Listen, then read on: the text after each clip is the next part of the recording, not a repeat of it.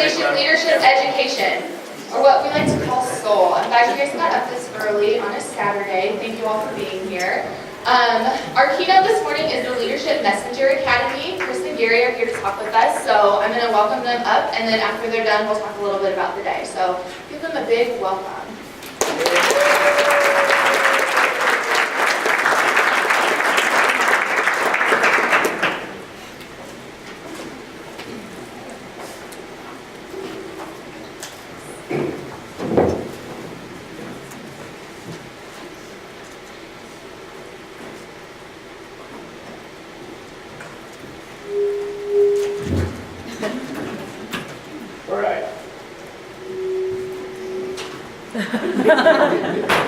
Mine's turned off, it's not me. So I'm not the type of person that likes to sit here and say good morning and then like make it awkward and be like, I can't hear you. Because that's just weird and nobody really likes to do that. So I'll just say good morning and then you just say whatever you want, we'll just move on. Good morning. Good morning. All right. So my name's Chris, like Colleen said. This handsome looking gentleman is Gary. We're the Leadership Messenger Academy. And that's enough about us. We're not here to talk about us because, quite frankly, you guys don't want to hear about us. You guys aren't interested in that. What you're interested in is, I'm afraid to move now. You're interested in the materials that we brought to teach you. Excuse me, to teach you guys. So that's what we're going to talk about. We'll talk enough about us later, and hopefully by the end of the day you'll have plenty of questions and you can find out more about us then. Before I get started, I have one rule. Need a mark on the floor or something. Make a box. So I've got one rule when I speak, when Gary and I speak. And believe it or not, that rule is not don't use your cell phones, which I know a lot of people say when they're up speaking, go turn your cell phones off. You guys are all leaders on campus. You're all presidents, treasurers of your organizations, or students, members of your organizations. So you realize this type of thing is important.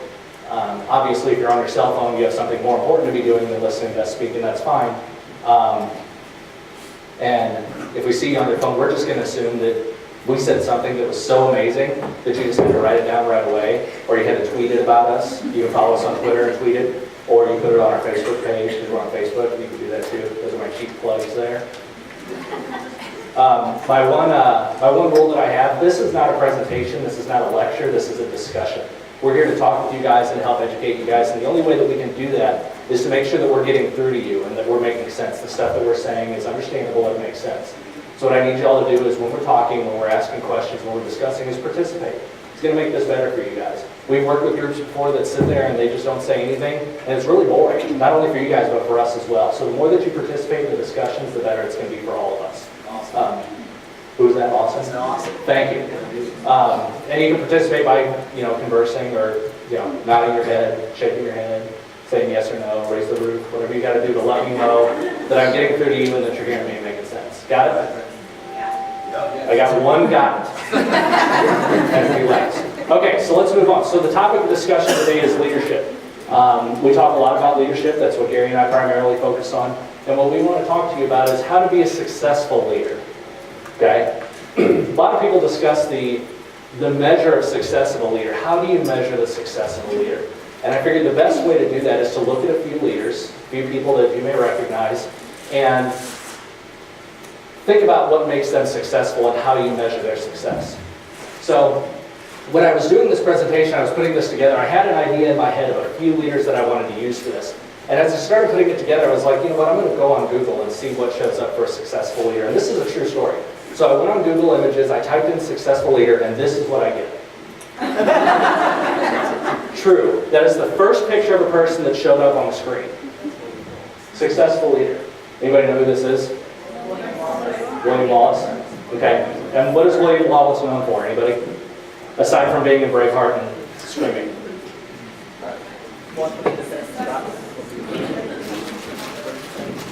I give away prizes to people who talk. There we go. People start talking right away, huh? Who was that? Yeah? Yeah, he had his head chopped off, right? Why was that? What's that? Yeah. For what? Why were they going after him? He was fighting for freedom. Jesus Christ. I'm going to keep passing through these landmines in the ceiling. I apologize for that. Scottish freedom from the English, because the English went after them. The English invaded when Scotland, I should be doing that. You do the candy, I'll talk. So England invaded Scotland when their king died. And William Wallace took up the charge. He rallied a bunch of troops together, got a bunch of clans together, and he went against the English. Eventually he died. He got his head chopped off. He was captured and he died. Was he a successful leader? Yes or no? Okay. And I like that response because it means you don't know. What are we measuring his success on? Okay. He was able to lead these people. He was able to rally these troops. He was able to get everybody on his side and fight for a cause. So was he a successful leader? Let's find out. 2, who knows who this is? Dan Marino. Who said that? Couple hints. Okay. I got this one. Dan Marino was quarterback for the Miami Dolphins. Dan Marino played for the Miami Dolphins for 17 years. He led his team to the playoffs 10 years. Can anybody tell me how many Super Bowls Dan Marino won? 0! Okay, Dan Marino won 0 Super Bowls. We're going to run out of candy really quick. Dan Marino won 0 Super Bowls. So, I ask you again, was he a successful leader? The ultimate goal of a football team is to win the Super Bowl, right? That's what everybody wants to do. Depends on who you ask. If you ask a coach who's kind of given the storybook answer, the textbook answer, we just want to be competitive every year, and they throw that stuff out there. But do you want to win the Super Bowl? Was he a successful leader? Number 3. The Emperor Palpatine. There we go. Now, I use Emperor Palpatine as kind of a symbol for, dictators or this type of leader. Typically, mostly because if I were to put a picture of Hitler up here, somebody would write a letter and they would complain about it. But you use this as an example of those types of leaders, the types of people who are, negative in nature. They collect a bunch of people together to go against the common good and build up this whole force, dark side, and they go against the grain. Are they a successful leader? Yeah. Yeah, they are. So how do you measure the success of a leader? We measure the success of a leader by their ability to convince other people that their way of thinking is correct and to rally them to follow you. Okay? To get them on board, to believe in what you're saying, and get them to go along for the cause. So how do you do that? Anybody can go up to somebody and say, hey, follow me, come with me. I got something cool to show you. I got a really good idea. And they may come along. Depending on how you present it and how you present the idea and present yourself to people, they may come along with you. But at some point, they're going to start to lose interest.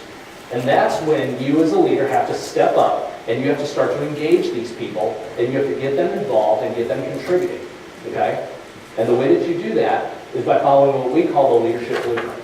These are the things that we feel,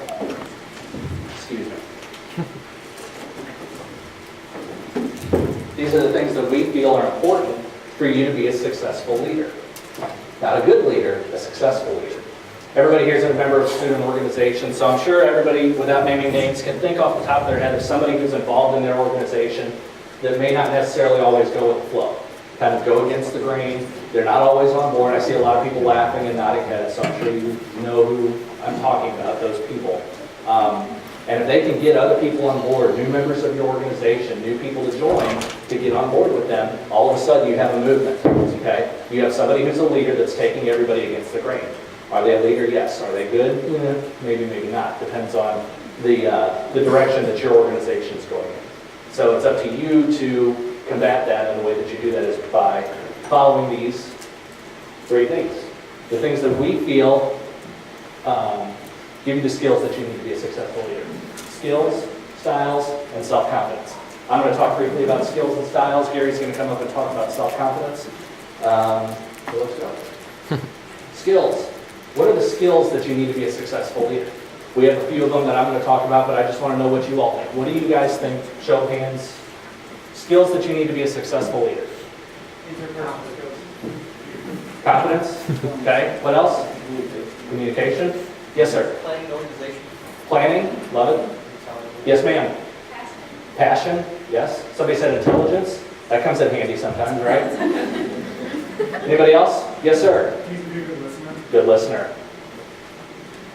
Yes, ma'am. Follow through. Follow through. Yeah. Anything else? Yes, ma'am. Dedication. Right here. Charisma, I like that one too.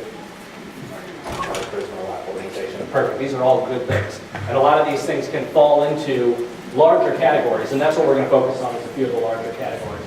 The skills that we need, that we feel you need to be a successful leader. The ability to create, educate, motivate, communicate, delegate. They all just happen to rhyme, by accident. I have one slide in here that doesn't rhyme, so it kind of throws it off because everything else rhymes, and then you hit that one and it's like this screeching halt. That doesn't bother anybody, it bothers me. Create. What do we need to create as leaders? Somebody said plans. Somebody needs to create a plan. Okay? Not only create a plan, but create goals to go with it. And a lot of times you get one and not the other. And usually it's goals. People will set goals to things that they want to accomplish, but they will not put a plan in place to get you there. Okay? And that's a recipe for failure. If you don't put a plan together, you're never going to reach the goals that you want. Goals need to be set in 3 increments: short-term, long-term, and mid-term. Short-term goals, things that you can accomplish right away, days and weeks. Mid-term by the end of the semester, middle of the semester.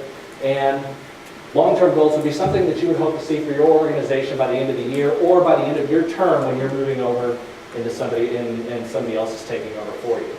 You have to be able to create those things. You have to be able to create programs, things that your organization needs to succeed beyond a plan.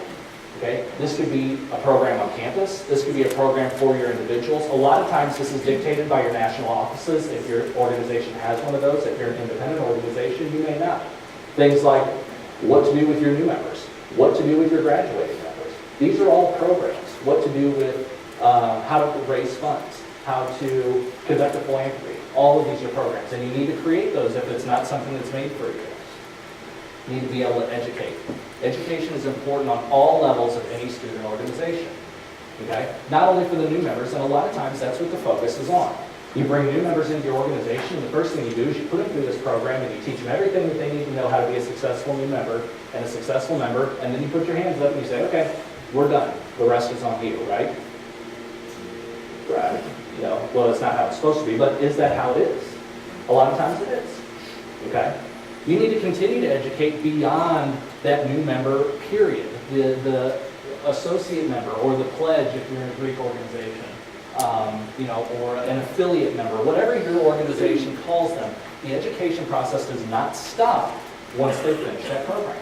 The education process goes all the way through the end until you graduate and move on. Even as leaders, even as presidents, how many of you are presidents here? Should be about half. Okay, and the rest of your treasurers, few treasurers, and then others are just members at large. Okay, a couple of you guys here, awesome. As presidents, as treasurers, as members, you need to continue to educate yourself. Okay, your education does not stop because you've earned the position, because you've been voted into the position that you now have. Okay, it's up to you to stay ahead of the game and to keep yourself on the cutting edge of what's going on in your organization. You do that by reading blogs, reading articles, listening to podcasts. I know it sounds silly, but it does. That's the way that you educate, because a lot of times those types of things beyond the books are things that are being written by people that are experiencing the same things you are. And if you're taking that information in, you are educating yourself. Gary and I do this on a daily basis. We're constantly getting new information because we haven't learned everything we need to learn, and we're not experts on this. We're close, but we're always going to keep going further. We're always going to keep educating ourselves. And it's important to remember that the education for you all does not stop after you member programs. The ability to motivate. I love this one. And I get asked this question a lot when I work with small groups. People raise their hand and say, Chris, I have a problem. I can't get people in my group to do anything. My organization's not doing anything. Nobody seems to be motivated. And I just don't know what to do. How do I motivate my people? And my answer always is, anybody heard this before? What's my answer for this? No, I don't know. I don't know how to motivate your people. That's not my job. Your job as leaders is to motivate your people. And the way that you do that is to find out what makes your people tick. Okay? Because what motivates one person might not necessarily motivate another person. Does that make sense? Okay? A lot of people use a lot of different motivating factors to try and get their point across. They do it through praise, through discipline, through bribery. Sometimes people are motivated by glory. You know, they want to be able to finish a project and say, yes, I did this. I did this all by myself, and it looks great. And that's enough for them. Some people need a little bit more. A Member of the Month award, a gift certificate or something like that. Some people are motivated by discipline. Okay? Is discipline, is punishment a motivating factor? Yeah, absolutely. It can be. Okay? There comes a point when the discipline kind of loses its effectiveness, but the same thing can be said for praise and those types of things as well. One of the afternoon sessions, I'll talk about leaders' power and where their power comes from. If you want to find out more about that, I encourage you to stop by because we'll talk about where discipline and praise becomes too much and it no longer is effective. So it's up to you to find out what motivates your organization, not just the organization as a whole, but the individuals as well. If you can't motivate individuals, your organization is not going to be motivated. The ability to communicate, and I use communicate as one word, but it's part of a bigger phrase. The ability to communicate effectively. Okay? You have to be able to communicate effectively. And the way that you do that is to find out, again, what works for your organization. Remember, as presidents, as treasurers, as leaders, your job is to serve your organization. They're not there to serve you. Your job is to serve them. So the way that you communicate with them is you find out the ways that they're receptive and they're responsive. And sometimes it's going to take a little bit of work. Okay? How many of you have ever just sent a blanket text message to your entire organization and said, hey guys, girls, we're doing this today, and that's it? Anybody? Okay, communication, you got the message out, right? But was it effective? Did everybody read your message? Did everybody get the message that you wanted to get to them on time? And did they receive it, and were they receptive to it? Probably not. Depending on the size of your organization, maybe. If you're sending a message to 6 people, 12 people, large organizations, those at 50, 50 plus, might not have had the same effect that a smaller organization had. So you need to look into it. Who in my group, who in my team needs a phone call? Who is not going to respond until I give them a phone call? Who is good enough with just getting an email? Me personally, if you email me, that's the best way to get it. You can call me, you can text me, but if you email me, I'm going to get it right away. I know that sounds kind of weird, but that's just how I operate. So anybody who's trying to get a hold of me is going to do it that way, because that's the most effective way to reach me. Okay? But if somebody just tried to call me and text me, I may get a voicemail on my phone that I don't look at for 5-6 days. So if somebody leaves me a message, is that effective communication? Nope, it's not. Somebody needs to find out what I need and what I'm receptive to, and that's your job as presidents. That's your job as leaders in your organizations, to find out what your individuals, what your organization needs. The ability to, communication, I almost forgot about that. I want to do an activity. One of the things that we do, the messenger part of Leadership Messenger Academy, is we like to give you guys things that you can take back to your organizations and that you can use to carry this message on. The last thing that we want is to have to come back to this every year and do the same stuff over and over again.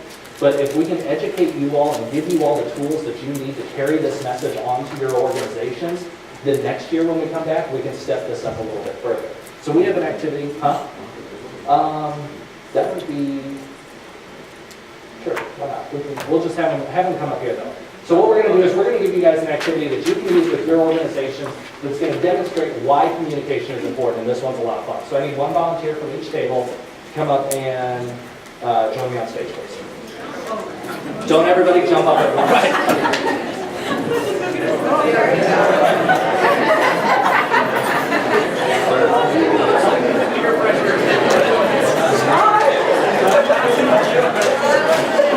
Don't go away. Yeah, come back. Sorry, don't run off. Stay up here. A lot of pressure.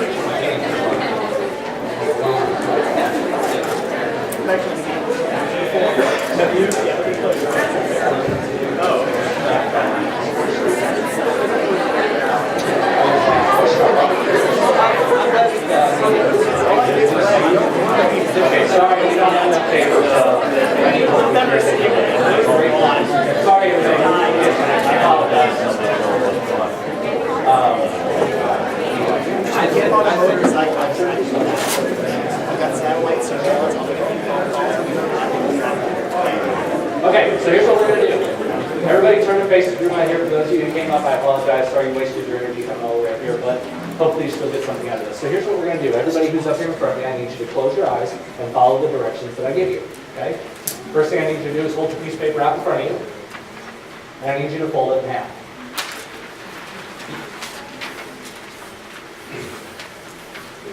Okay, and hold it back out in front of you.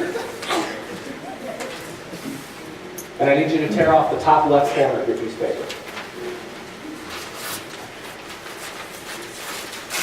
This is really effective when you get a lot of people. So those of you who are taking this back to your organization, if you do this with everybody, it really makes a good impact. Okay, my paper holders. I need you to fold the piece of paper in half again.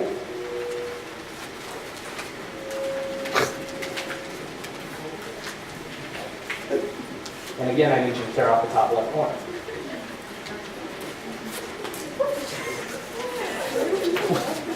Where did the paper go? Okay. One more time, do the same thing.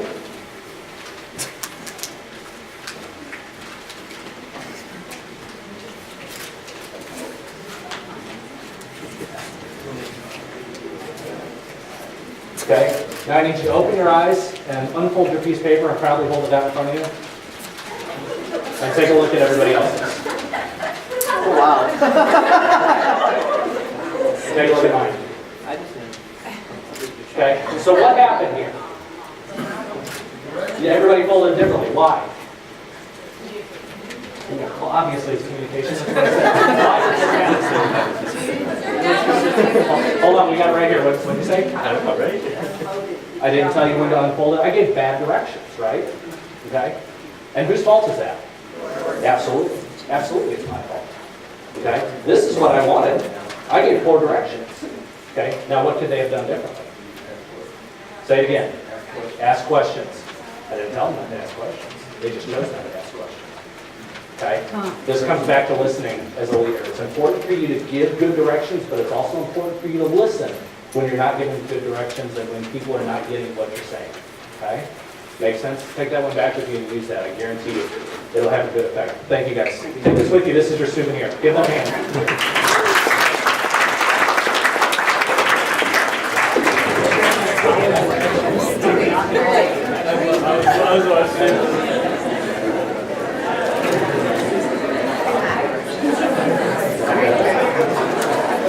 That's pretty cool, isn't it?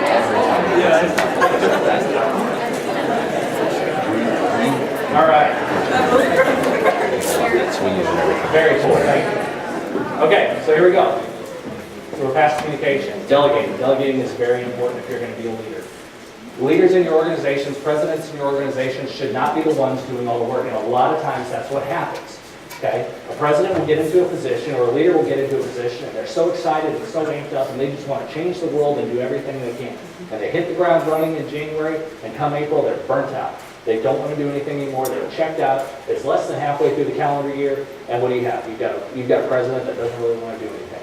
Okay? Anybody seen those people in their organizations? Yeah. We got a round of applause for that. Okay, so we've seen this. We know that this happens. The way that you avoid that is by delegating. As leaders, and it sounds silly saying this, as leaders, you should be the ones doing the least amount of work. You're responsible for everything. Everything that happens is on your shoulders.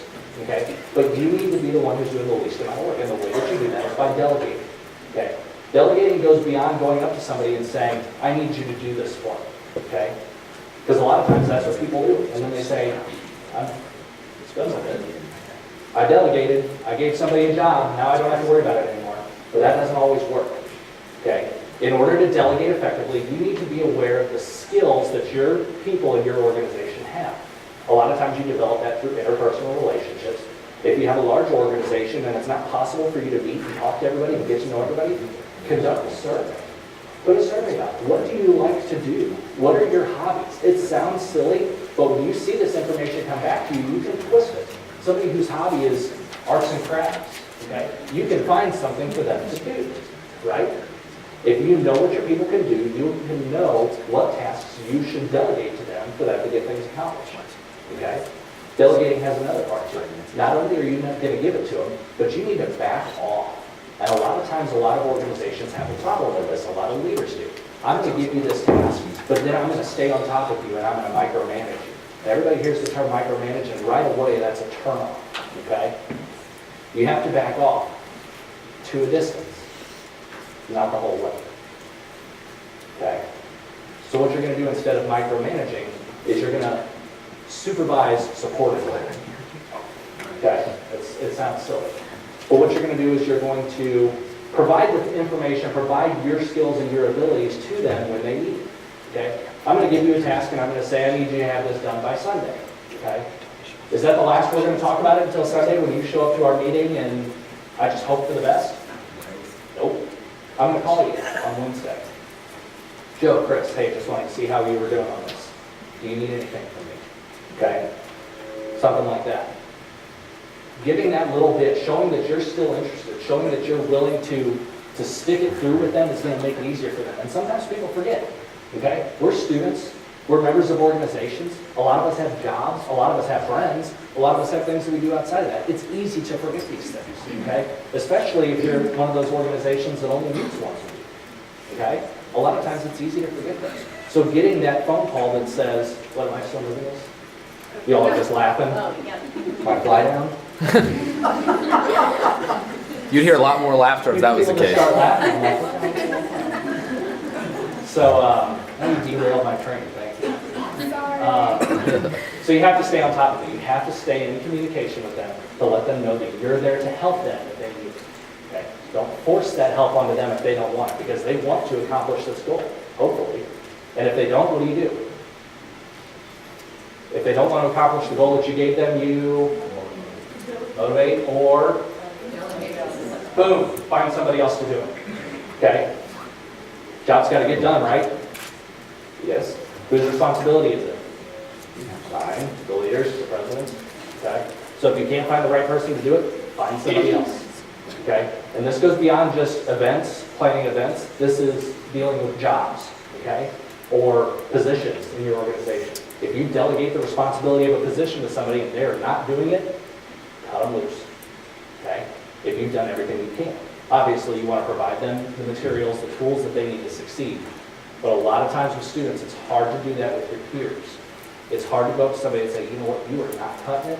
We've got to find somebody else to do it. But remember, this is on you. This is on you, the leaders of your organization, to make sure your organization runs effectively. And when you're done, when you walk out at the end of your term, what do you want your reputation to be? Do you want your reputation to be somebody who did okay? Or somebody who got the job done and made things better? The way that you do that is by effectively delegating your jobs and your responsibilities and making sure that they're getting done correctly. Leadership styles.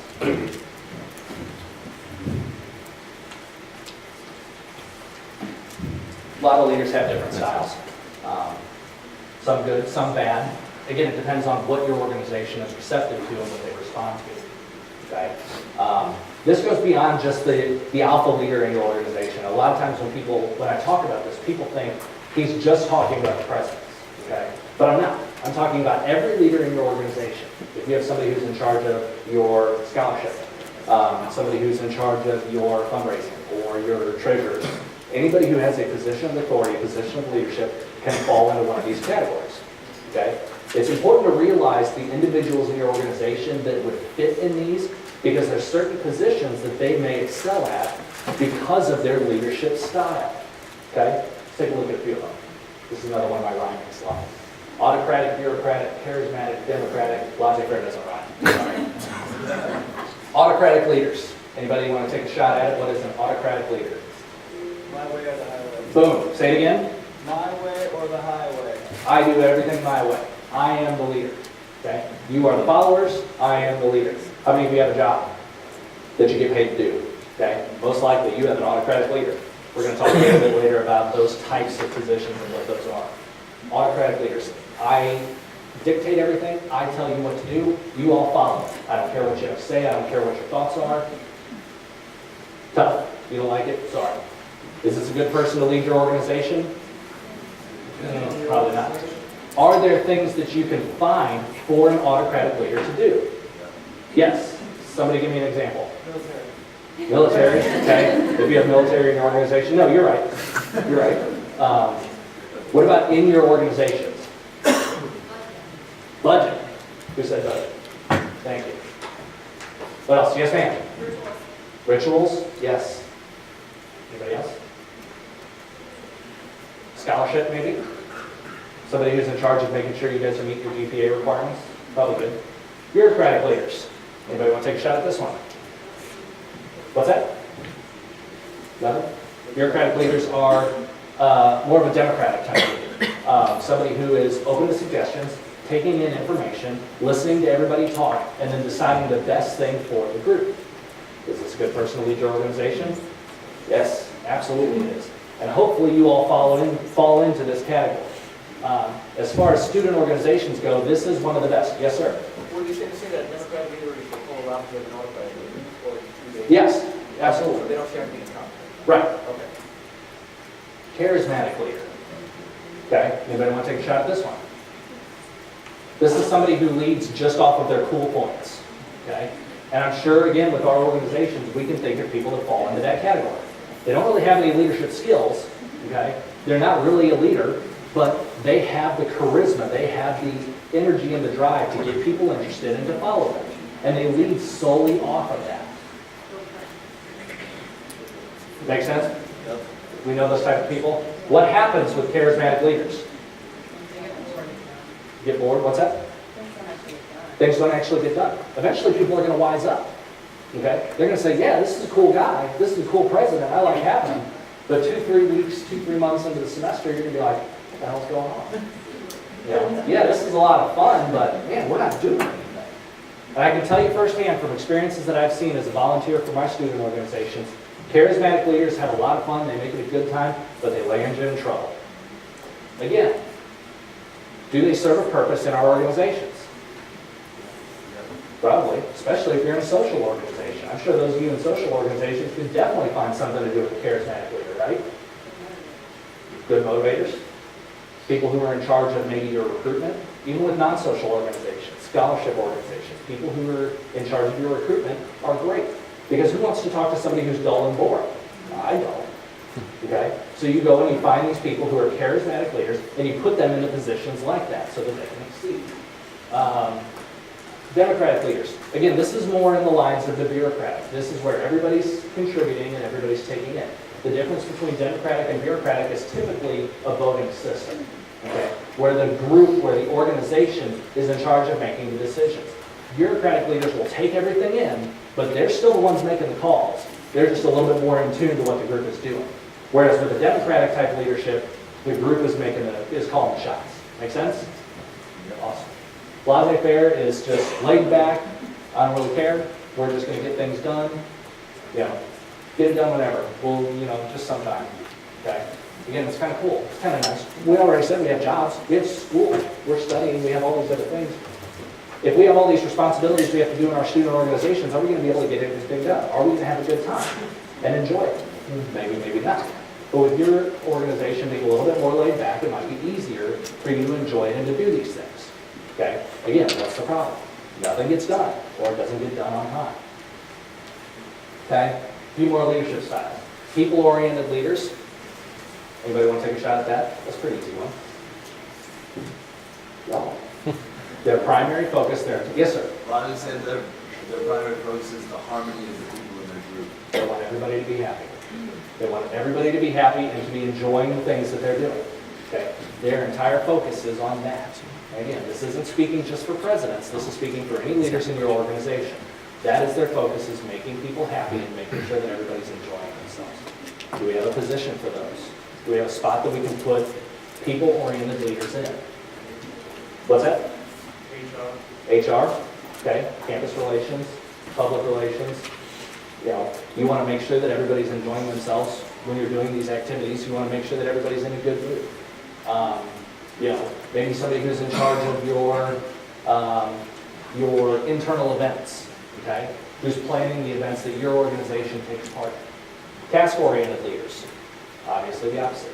Their primary focus is to get the job done and get it done right, okay?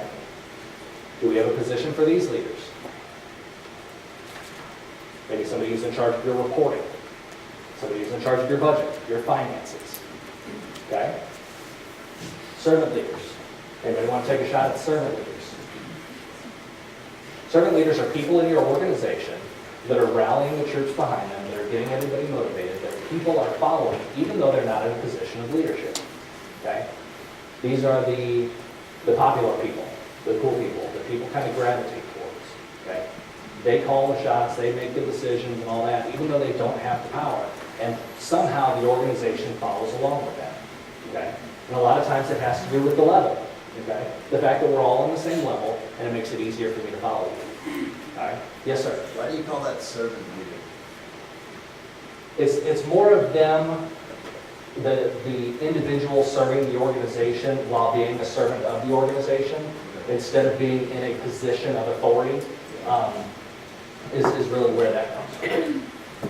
Transactional leadership. Transactional and transformational leadership is kind of what all of these fall into. Okay?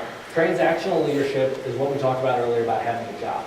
This is any sort of position that you're put in where somebody says, I'm the leader, you're doing the job, and there's a transaction taking place. And typically what that transaction is money. Okay? You're going to do everything I say, but you're going to get something in return for it. You're going to get paid for it.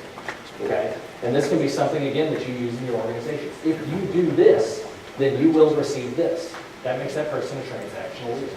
Okay? Last one is transformational leaders, and this is what we all want to shoot for. Okay? Regardless of your other styles, if you're a bureaucratic leader, if you're a democratic leader, if you're a charismatic leader, you always want to be a transformational leader. You want to make a difference. You want to make a difference, and that's important. Okay? Every time I go to speak to an organization, I always want to make a difference. Okay? And that's what transformational leaders do. You go in with a mission, you transform the organization and the individuals that are a part of that organization, and you improve it and you make a difference. Okay? That's an important focus to make sure that you fall into that category. Any questions on leadership skills, leadership styles? Okay. I'm going to turn this over to Gary. Gary's going to talk with you a little bit about confidence, and back in the way. Thanks, sir. There we go.